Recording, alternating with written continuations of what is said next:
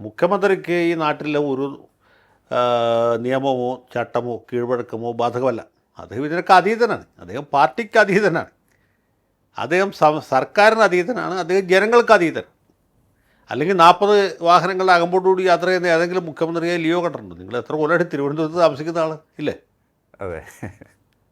എനിക്ക് ഓർമ്മ കാലത്ത് സി അച്യുതമേനോനാണ് കേരളത്തിലെ മുഖ്യമന്ത്രി. അദ്ദേഹത്തിന് എസ്കോർട്ട് കാറൊക്കെ ഉണ്ടായിരുന്നു. അന്ന് മാർക്സിസ്റ്റുകാരുടെ അക്രമം ഭയങ്കരമായിട്ട് നടക്കുന്ന കാലമാണ്. ഈ KSRTC ബസ്സിന് അള്ളു വയ്ക്കുക, അല്ലെങ്കിൽ കല്ല് വലിച്ചെറിയുക, ഇങ്ങനെയൊക്കെയുള്ള പല കലാപരിപാടികൾ നടത്തിക്കൊണ്ടിരിക്കുന്നത്. അപ്പോൾ എസ്കോർട്ട് വേണം, അല്ലാണ്ട് മന്ത്രിമാർക്ക് റോട്ടിൽ ഇറങ്ങി നടക്കാൻ പറ്റില്ല. വളരെ സാധുവായ സാധാരണക്കാരനായ TK ദിവാകരന് ഒരു എസ്കോർട്ടുണ്ട്. കാരണം സഖാക്കൾ എന്തിനും സന്നദ്ധരായിട്ട് നിൽക്കണം, ആസിഡ് ബൾബൊക്കെ ആയിട്ട് നിൽക്കുകയാണ്. ഓക്കെ. അന്ന് വേണമായിരുന്നു. പിന്നീട് കരുണാകരനായപ്പോൾ എസ്കോർട്ടും പൈലറ്റ് പോയി. മുമ്പിൽ പൈലറ്റ്, പുറകിൽ എസ്കോർട്ട്. നയനാർ വന്നപ്പോൾ ഇതൊന്നും ഉണ്ടായില്ല. അച്യുതാനന്ദനും ഉണ്ടായിരുന്നില്ല. അച്യുതാനന്ദൻ എസ്കോർട്ടൊക്കെ ഉണ്ടായിരുന്നു. പക്ഷേ ഇന്നത്തെ പോലെ കവചിത വാഹനത്തിൻ്റെ മുന്നിലും പിന്നിലും അകമ്പടി സേവിച്ച് പോകുന്നൊരു മുഖ്യമന്ത്രി കേരളം ഇതുവരെ കണ്ടിട്ടില്ല.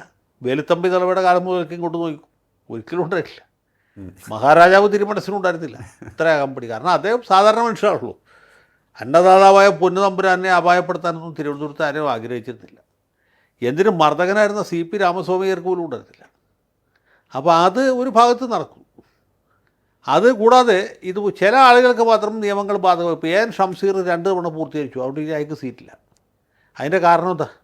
AM ഷംസീർ എന്ന് പറഞ്ഞ നമ്മുടെ സ്പീക്കർ, അയാൾ വിദ്യാർത്ഥി രംഗത്ത് യുവജന രംഗത്ത് കൂടി വന്ന ആൾ, ചെറുപ്പക്കാരനാണ്. 2 തവണ ജയിച്ചു. ഇനി മത്സരിച്ചാലും ജയിക്കും. അപ്പോൾ അടുത്ത പ്രാവശ്യം അദ്ദേഹത്തിന് എന്തെങ്കിലും പരിഗണന കൊടുക്കേണ്ടി വരും. അപ്പോൾ നമ്മൾ നേരത്തെ പറഞ്ഞ ആളുടെ ആ പ്രാമുഖ്യം കുറയാൻ സാധ്യത. രണ്ടുപേരും ഒരു സമുദായക്കാരും കൂടിയാണ് പോരാത്ത. മനസ്സിലായി. ഈ സമുദായം വളരെ പ്രധാനപ്പെട്ട ഘടകമാണ്. അപ്പോൾ അദ്ദേഹത്തെ ഒഴിവാക്കി. ഇനി ശൈലജ ടീച്ചറുടെ കാര്യം നോക്കുക. നമ്മൾ നേരത്തെ പറഞ്ഞല്ലോ, ഗ്ലാമർ താരമായിരുന്നു. അതെ. അവർ പേരാവൂർ മത്സരിച്ചാൽ, അവർ മട്ടന്നൂർ മത്സരിച്ചാൽ ജയിക്കും. പക്ഷേ പാർട്ടി പറയുന്നത് നിങ്ങൾക്ക് സീറ്റില്ല, നിങ്ങൾ മത്സരിക്കണമെങ്കിൽ പേരാവൂർ പോയി മത്സരിക്കണം എന്നാണ്. ഇത് തമ്മിൽ വ്യത്യാസം എന്ന് ചോദിച്ചാൽ, പേരാവൂർ എന്ന് പറയുന്നത് ക്രിസ്ത്യൻ കുടിയേറ്റക്കാരുടെ ഒരു കേന്ദ്രമാണ്, കുടിയേറ്റ മേഖലയാണ്. ഇരിക്കൂറും പേരാവൂർ. അതെ. പേരാവൂരിൻ്റെ ചരിത്രത്തിൽ ആകെ 2 തവണയോ മറ്റോ LDF ജയിച്ചിട്ടുണ്ട്. പേരാവൂർ സ്ഥിരമായിട്ട് നമ്മുടെ KP നൂറുദ്ദീനാണ് ജയിച്ചത്. പിന്നെ നൂറുദ്ദീനെ തോൽപ്പിച്ച് NCPയുടെ ഒരു നേതാവ് കുറച്ച് ഒരു 5 കൊല്ലം.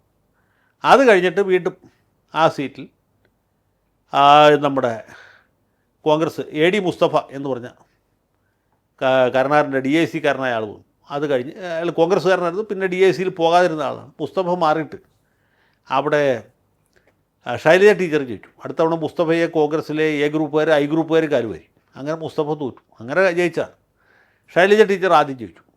അടുത്ത തെരഞ്ഞെടുപ്പായപ്പോഴേക്കും വെച്ചാൽ മണ്ഡല പുനർവിഭജനം ഉണ്ടായി. ഈ പേരാവൂരിൻ്റെ UDF സ്വഭാവം വർദ്ധിച്ചു. UDFന് പ്രാമുഖ്യമുള്ള ചില പഞ്ചായത്തുകൾ കൂടി ഇതിലേക്ക് വന്നു. പ്രത്യേകിച്ച് ക്രിസ്ത്യൻ സെറ്റിലേഴ്സ് മാത്രമുള്ള പ്രദേശങ്ങൾ വന്നു. അങ്ങനെയാണ് ശൈലജ ടീച്ചർ അടുത്ത തെരഞ്ഞെടുപ്പിൽ തോറ്റുപോയത്.